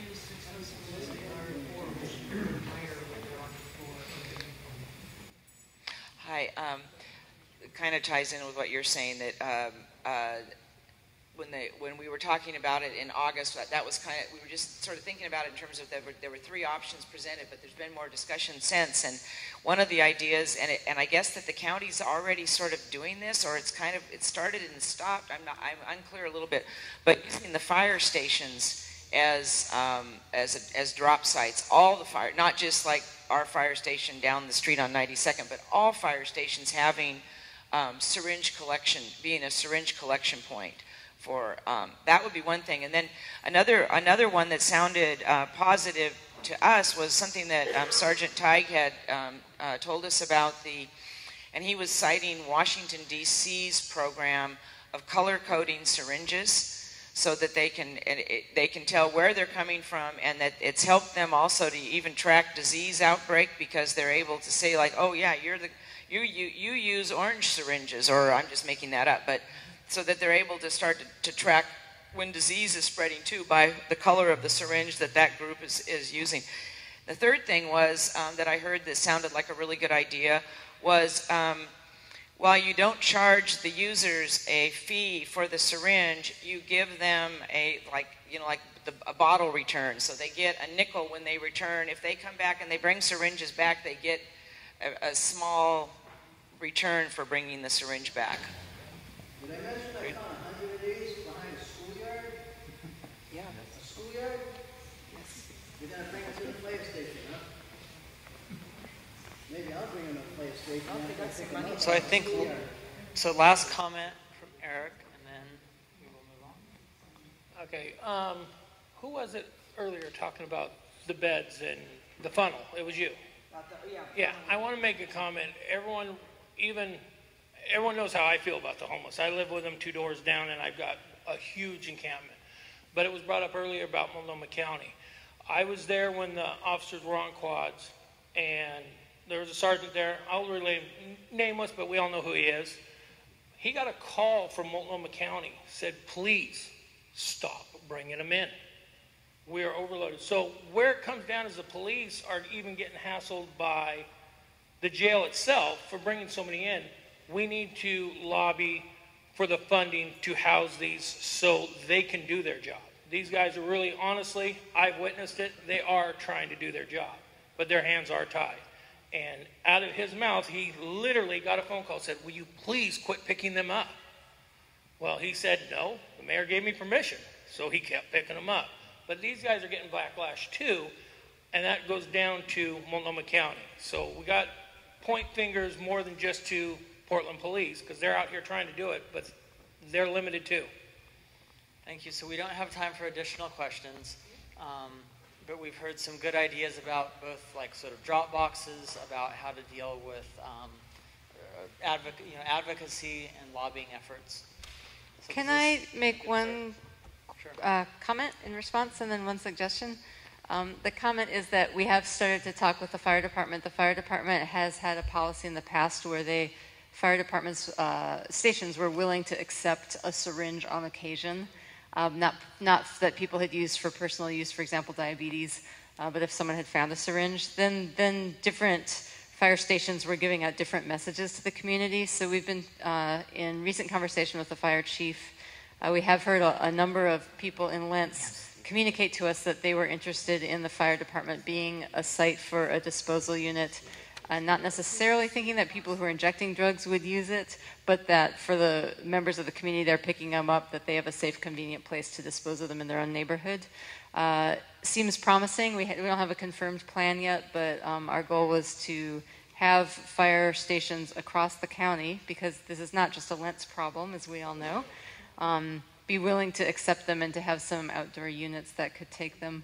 I think probably a number of people here have a lot more ideas or questions or comments. Is there some way that you all have as a neighborhood association where if you capture them through your Facebook page or email or something, that you can forward them to me so that we are able to hear more input? And I'm happy to come back in the next couple months and speak further if you have more time on your agenda. And if there's not a process that's clear right now, I'd like to suggest that we think about processes and that we think about the neighborhood as a whole. So we think about like the Lents Neighborhood Livability Association. We think about if you identify with that group, if you identify with the Lents Neighborhood Association, other groups in the neighborhood, Green Lents, that all of us are the members of the community, and it's sort of all of us engaging in those processes. Does that sound like a good plan? I think surveys would be a really good thing to do, like Sabina did on the Facebook page. Like, take a survey. Where would you like to see these in the community? The fire station. When you came in August, it was just a very small group of people getting it out and getting the larger community surveyed. Where would you like to see it? Where would you not like to see it? Great idea. Suggestions. Thank you. Creating a survey maybe for the Lents on the page. Thank you. I just like, in order to efficiently and comprehensively get any comments people want to submit, we can look at the Facebook site and everything, but if you want to email our neighborhood contact email is lentsneighborhood@gmail.com. If everybody could use the same subject line, it makes it really super easy to catch all of the emails that we need to forward. So put like Molko syringes. And then we'll know that those are our comments that we need to forward to the county on that particular topic. Great, thank you. Also, you can just put a suggestion. If you're like a snail mail person, we do have a suggestion bucket that you can actually put your A physical note. A physical note, right. That's always an option in case you don't have all these other tools at your disposal. So I really want to thank you guys for inviting me and look forward to more dialogue. I am going to go to my car right now and get a sharps container with a lid so we can take care of the syringes you brought. That's all right with you? I'm going to go to my car and get a sharps container with a lid so that we can take care of the syringes that you brought today, if that's okay with you. It is. Okay, Awesome. so I'll be right back. Thank you. So is Thank you. Steve Fossler here to talk about the Holgate development? Yes. Perfect.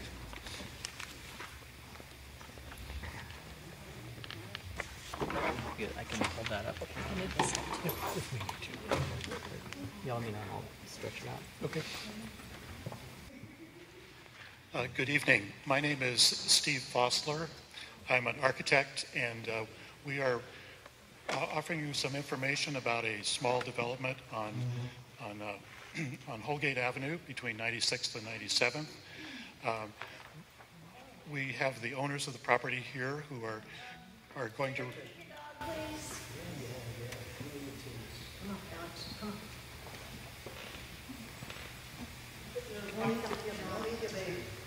Okay.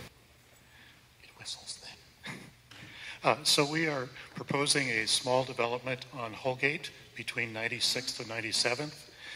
The owners of the property are here. They've been longtime owners and residents in the area. We are proposing a small development in 3 phases. It's on a lot that is 8,000 square feet. All of the design and zoning requirements are met. We're not asking for any exceptions to the zoning. There would be a total of 7 units. There's a house on the property that would remain, And then the other units will be in 3 two-story buildings spaced out on the property, so that instead of one big building, it's going to be a collection of small buildings in scale with the neighborhood. Each of the apartments would be 2-bedroom and 2-story with their own entry off of a courtyard area. As I said, the house would remain. There would be a small building in front and 2 small buildings behind. The zoning allows 8 apartments. We're only doing 6 new ones plus the one that's existing. And the design will be a pitched roof. We haven't chosen all of the features or finishes yet. That's why we're here early. And I think probably we can deal with kind of general questions, and then if people who are interested or neighbors nearby can come back to the table, we can show you more detailed plans.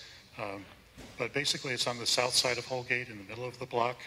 It's one of the long, narrow lots, and we're trying to make it fit in, but we're open to your ideas on how we can make it fit your vision of the neighborhood as well.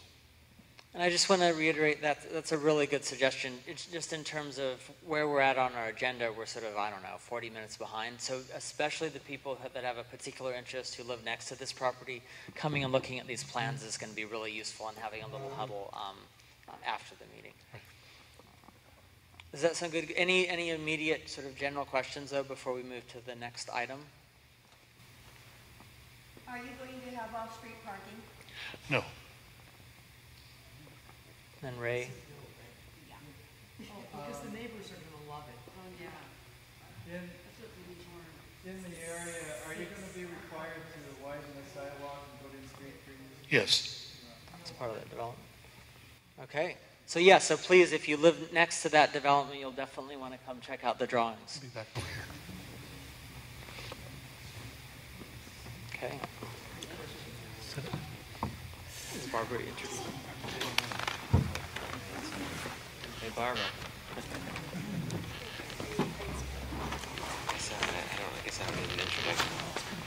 I can intro myself. Okay, so we're going to go to the next item on the agenda. Adam Burnell from Green Lents, who's going to talk about air quality. Hey everybody, how's it going? Hey, so I don't want to depress you more, but I'm here to talk about how the air quality is pretty bad here in Lents, and also something that we all can do on some rules that are being made at the state level to kind of improve that. So one of the biggest pollutants here in Lents is diesel pollution. And also traffic pollution, especially because we have I-205 coming through the neighborhood. We have Foster, 92nd, 82nd, Woodstock, Flavel. There's a lot of roads that people are traveling through with some engines that are unfiltered that are causing health issues for Lents. And so our organization, Green Lents, which does a lot of placemaking, we created the Malden Court Orchard down on just south on 87th and Flavel, just south of there. We run the tool library on 92nd. We do a lot of that sort of work, but also we heard, and when we do listening in the community, that air pollution was a really big concern.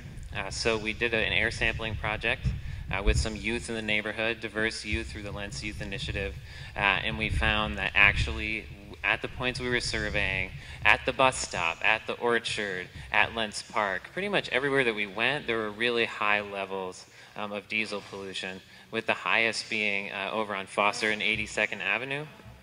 And so there is now a rulemaking process, because we endorsed a piece of legislation that we really hoped was going to deal with the diesel pollution issue. A lot of our partners brought us into this process last legislative session, and it did not pass in its fullest form, but a few school buses are going to get retrofitted, but there's a lot more to do on that issue.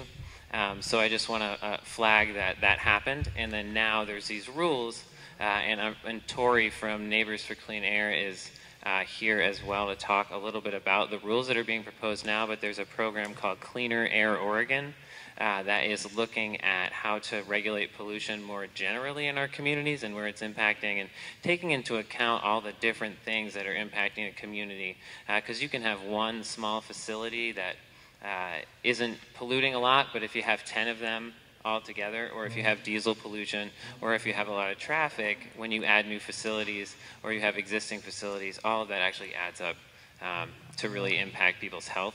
And so I'm going to pass it over to Tori from Neighbors for Clean Air. I'd just like to say that if you look on the LNA Facebook page, I posted something about a meeting that's tomorrow where you can give public comment and also how you can give written comment. And the comment period ends December 22nd on the rules. Yes. Thank you so much, Barbara. Yeah, so my name's Tori, and I work for a little organization called Neighbors for Clean Air. We've been trying since 2011 to clean up Oregon's air because it's actually surprisingly bad for something that's supposed to be a green state. Particularly in Multnomah County, Adam was talking about diesel.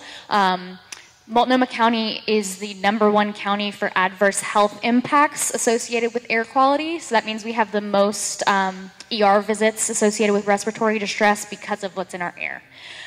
We also, all of our 100% of schools in Portland Public Schools are in the worst 30% of air quality in the nation. So we definitely have a problem. And so Cleaner Air Oregon is, I gave you guys all some talking points, and I just want to really briefly tell you about these rules. What Cleaner Air Oregon is, as Adam was alluding to, is a statewide program which is designed to regulate air toxics from so-called industrial facilities. What industrial facility really means is really just a place that emits pollutants. So it can be as big as something like Intel, for example, is a big emitter of air pollutants. And it can be as small as some place that paints cars down the street. When I used to work on Foster and 63rd, there was a car painting shop right next door that was just constantly, you know, you could smell it, and it makes your mouth feel weird. That's actually really, really, really bad for you. And so up until this process, Oregon did not have any rules that were focused on human health around the air. So people just assume that because, you know, somebody made some laws somewhere that it must be safe, what we're breathing in our communities. But the reality is that the rules are really based on the technology that's installed, and they're not even checking if it's safe for us to breathe. So that's what these rules are really about, is to try and fix that problem. So I'm just going to talk a little bit about these talking points. Like Barbara mentioned, the 22nd is the last day to submit public comment. And the hearing that's happening tomorrow about this is an opportunity for you to make your voice heard in person. It's from 5:30 to 8 o'clock at the PCC Southeast Campus, the community hall, which is 2305 Southeast 82nd. But Adam is also passing out some postcards that are a really easy way to just give a quick comment. If you even want to hand it to me, I'll be here for a little bit so I can actually send yours in the mail for you. But basically the things that I want you guys to know that we are trying to seek comments on that will affect your community are the following, and there's like 3 of them. The first one is on here as, on the back, as area cap air quality monitoring. So Adam was saying, you know, if there's 10 small facilities, maybe each of them don't cause a problem, but if you live in an area with a lot of them, you got a big problem. And Lents is surprisingly has a lot of smaller facilities that are creating pollution, which maybe wouldn't be so much of a problem if you guys didn't also have such a serious diesel problem. You know, you've got so much construction going on, and then you have a bunch more property that's owned by the city and the county that will be under construction in the near future. Then you also have major traffic arteries running through. So all of that together makes it, you guys are disproportionately suffering high impacts of air pollution, more than other places in the city. And so, yeah, great. So what this area cap program does, in theory, is say, hey, this neighborhood is suffering from disproportionately high impacts, so we should make sure that other things don't get cited here that will create more pollution for these residents to deal with. The problem is that the area cap program originally included what's called community sources. So that means they're looking at how much traffic, they're looking at how much construction is happening. And then DEQ, Department of Environmental Quality, caved to industry pressure and said, never mind, that's too hard, let's just consider the facilities. So what we really want you guys to say in your comments is, here's what matters to us, here's what's impacting us, trucking, construction, traffic. You must consider those things when you're deciding where new industrial sites can be located. So that's the first big thing I wanted to tell you guys about, because you know, you're going to be the one suffering if they don't do what we're asking. And then the other 2 are I'm just going to generally call it loopholes. Currently, new and existing facilities are treated differently. So facilities that have already existed have less of a burden to control their emissions because Department of Environmental Quality said that it'll be harder because it'll cost them more money. First of all, we don't really know that's true. Sometimes retrofits aren't that expensive. Second of all, the existing facilities are the ones that are causing the problem, you know? The new ones aren't even around yet to cause a problem. So we're saying that new facilities and existing facilities should be held to the same standard. The second loophole is that there's a process called director discretion, by which facilities that can't comply with rules, generally because they're saying it's too expensive, may be subject to an alternative permitting process in which the director of DEQ, who's just one single person, can make a final decision on whether or not to grant them a permit. So this is really an opportunity for a lot of like political games to be played, and depending on the power, you know, and how loud your voice is in your community, you could end up with something that's really gross cited near you because they have more political power than your community does. So that's what we're saying on there is we do not want the director of DEQ to be able to make final decisions without being accountable to community members. And all of this is on your talking points if you got one of these. So, so far I've talked about the area cap, which is on the second side, and director discretion and facility emissions, which are both on the first side.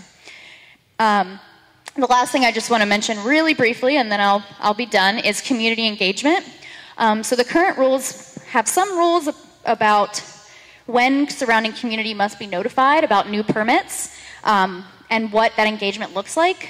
We think that you guys deserve more, and that, you know, the agencies really needs to come and bring accessible information to you for you to comment on, and not expect you to go out of your way to figure out what's going on and all their legalese language and comment on it. So we're asking them to make information accountable or accessible to community members at a 4th grade reading level so that everyone can participate, not just people who have heightened technical knowledge. We're asking for them to consider providing childcare, translation services, and food at more of their events because that's what makes it accessible to people to come. And then lastly, we are asking for early, frequent, and meaningful community engagement. And so right now, the facilities that are getting the permit potentially get more notice than you guys will if you're getting something cited here in the rules. And I don't think that's right because they already have more power and more money to figure out how to deal with this. They shouldn't get more time to figure out what to do also. So that's kind of my short version of the spiel that I have. They're pretty complicated rules, but I hope that I at least gave you guys a little bit of an understanding. Yes? What can we do to help you push this stronger? Yeah, so the best thing you can do is comment. So these little postcards that we're passing around is one quick way to comment, and I brought those because I figure everybody can do that. I will share with you guys via email or something. We have an action page that we've set up where I have, you know, sample comments, talking points in Spanish and English all on one page that you can comment on directly, and it'll go to DEQ. So you already... There's a link, I think, on the... Yeah, I think that the thing you posted already has that. But I'll send it to Barbara again so that everybody gets it. And then again, if you're available tomorrow night, there is one on the PCC Southeast Campus. But if you're not, there's also a public hearing on Saturday, December 2nd, which is this upcoming Saturday, from 10 to 3 at the Oregon Convention Center. And that one you can actually sign up in a 30-minute block, so you would only have to show up for 30 minutes to be able to give your testimony. DEQ's trying to get better about making this more accessible. Okay, so who's first? You. So my concern is with ODOT because I literally live right where the 205. There's no barrier. Yeah. My daughter has asthma now. It's really affecting our family. I can't afford the air purifier she needs at the doctor wants to rehab. So what kind of comment should I leave on that since mine is ODOT, not facility?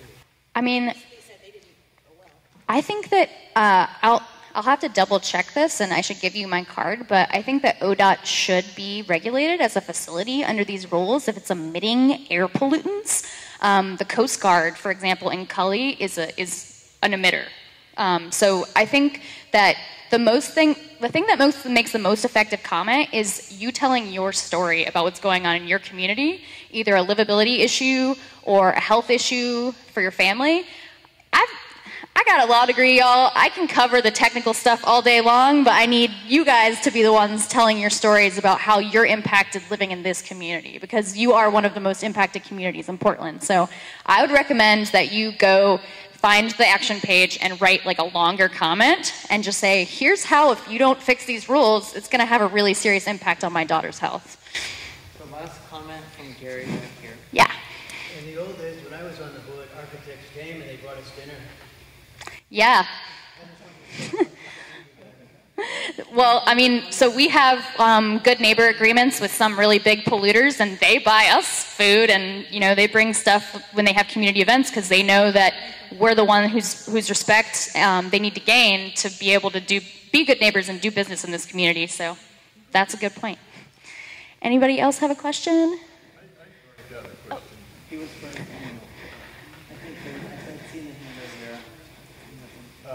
You're saying about diesel pollution. As far as I know, maybe I'm wrong, but most diesel pollutants fall to the ground. What you see is the surface, the burn. It falls to the ground and it's... Yeah, so there's a lot of actual different contaminants that are in diesel pollution. It's not one chemical, it's a bunch of different ones. We use black carbon as what is the dangerous part that's coming out in the air. Sometimes it does fall to the ground, but then it gets kicked back up again by traffic. And you can look at the EPA, it's called the NATA report from 2015 is what I'm using as the statistics about how dangerous it is in our air. The state of Oregon has also been trying for at least 5 years to pass something on diesel because we have far laxer regulations than both California and Washington, which means all of the old crappy engines that they have, they've sold to us for nothing. So so diesel engines are great in that they last forever, but if you have one from 1985 that's still running, typically it's a lot worse for your health. And the ones that are built after 2007 have 97% less particulates. So I think that when you're talking about modern diesel engines, there's not as many problems caused by those, but the emissions from the older ones are really the serious issue. So we're just noting that we're at time, but we had 2 more questions. You here? I just have a quick comment that it says on the DEQ site for this that you can call in as well, and that you can link in on webinars. So that's great. So if you can't make it, you can actually do it from home. Yeah, so just to say louder what you're saying, if you look at the DEQ's website, I wish you luck trying to find exactly what you're looking for on their website. Cleaner Air Oregon, the 2 hearings that they have on Wednesday and on Saturday, you can either call into to give a comment, or you can also be on the webinar link. But in the past, when I've been on the webinar before, I think you might just be able to listen. I don't know if you can also give comment, but I guess you can find out.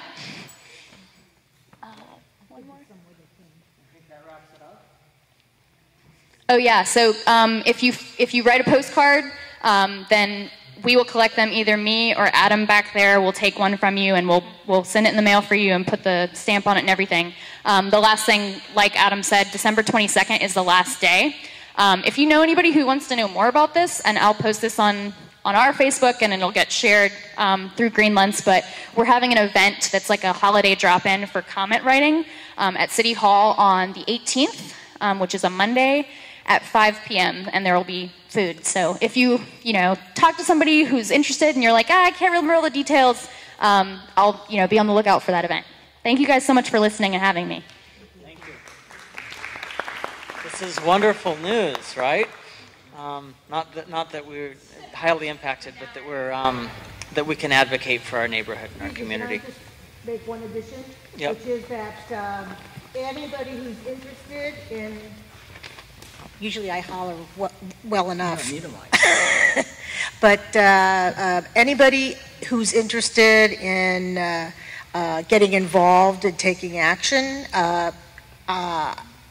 get in touch with me, because I want to pull together a group of concerned and people who are eager to take action, and to keep in mind that a lot of these pollutants are way worse for your children, for your pets, and for the elderly. So that they're going to be disproportionately impacted by a lot of this, growing up in it, whatever. Okay, so moving on in the agenda to announcements. I had an announcement about an event that we're putting together that I've been organizing, a neighborhood film screening for a movie called 0 Weeks. It's about the lack of paid and family leave in the U.S. So this started with just the idea of having a community engagement forum. So basically, all of us getting together and talking about a certain topic. And so I managed to get Family Forward to bring this movie for all of us to watch and have a discussion at the end. There will be snacks and refreshments and ways to get involved.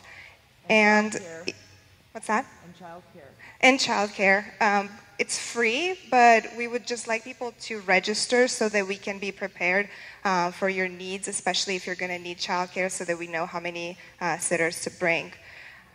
So even though, obviously the documentary pushes the side of, paid family leave is a good thing, I respect that maybe not everyone agrees with that. That business owners might see a different side to that.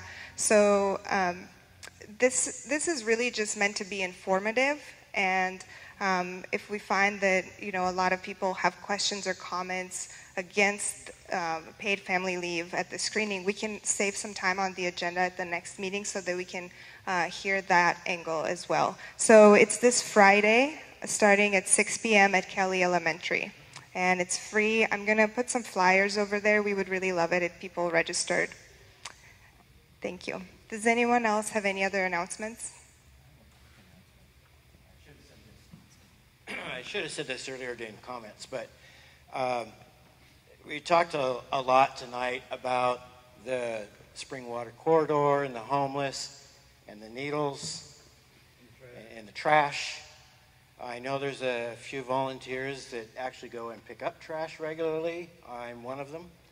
But on Thanksgiving, I want to make a note that Shar and David cleaned up the 92nd and Flavel site that was, after they evicted everybody, they spent Thanksgiving and cleaning that up for us.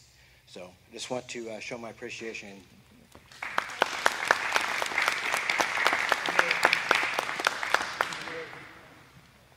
And they also, along with Sabina and a few other people, Robert cleaned up at the school bridge at 92nd a few weeks prior to that.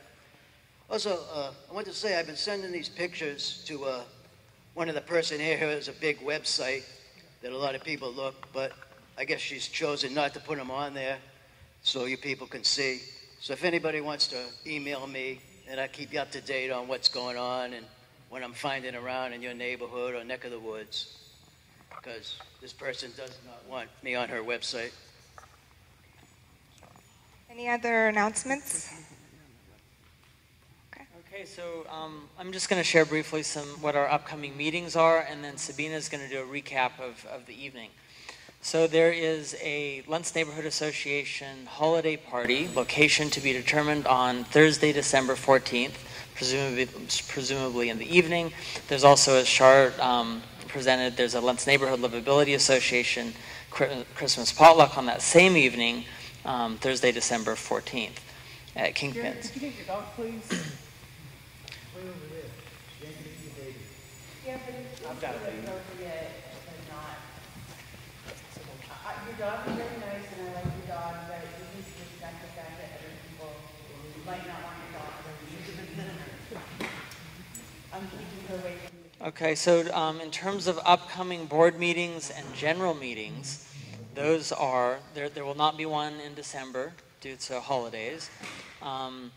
January 11th 6:30 is the next board meeting, which will be at 8940 Southeast Reedway Street at 6:30 p.m. And then January 23rd at 7 p.m. here at 8835 Southeast Woodstock Boulevard for our viewers from afar. Those will be our next our next board meeting and next general meeting. And these are all subject to change, I must add. But you can find more information at lentsneighborhoodassociation.com. Thank you, and then Sabina, the recap. Yeah, it's not so much a recap, but it is going over some meeting results and needed follow-ups. So someone brought up the idea of increasing time on the agenda for public input. So that's something that we might want to consider. The LNA committees to publicize reports after meeting with city leaders. We already, do reports more internally, but I guess I'm hearing from the community just them also wanting to be made more aware of those. At our next board meeting, we might also discuss creating a diagram of the land use planning process so that people are clear when in that process they can become involved or get consulted. There's also a motion on the floor asking the general membership, asking the board to no longer pursue legal action against the LNLA, and that motion carried with 19 in favor, 9 opposed. And lastly, about the drug needle problem. So I actually stepped outside for a moment, and Officer Kevin Feltz was there, and he made a comment about what I'm sure many of you also thought, the striking visual of seeing all those needles on the floor.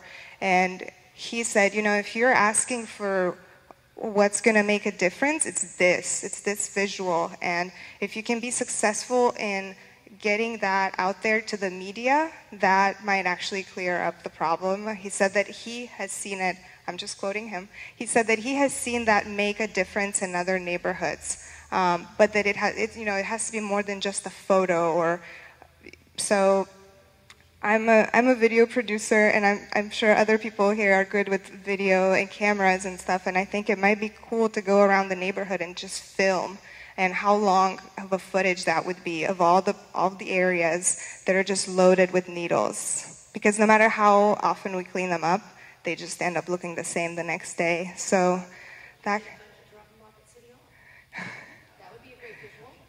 Yeah. What they need to focus on is the problem of where the needles are coming from. That's the problem. It's not this is a Band-Aid saying that we need to dump them here, we need to dump them there, sure. we need to pick them all up. We need to do something about the problem, give these people help that they need, put them in jail, because profits for prisons is not the answer. And, I'm tired of everybody, just like this opioid epidemic, everybody's saying it's not an opioid epidemic, it's a mental health crisis. Sure. Yeah, no, I hear you, and I'm glad that we're talking about it here tonight, and hopefully we can do more about it too. Oh, go ahead. Last question. I was at that public safety meeting as well, and everybody on that board pretty much said, tough shit, there's nothing we can do about it. Sergeant Tighe said he couldn't even get a drug house off his block. The prosecutor said the judges won't sentence, prosecutors won't prosecute. He basically said, tough shit, this is the way it's going to be.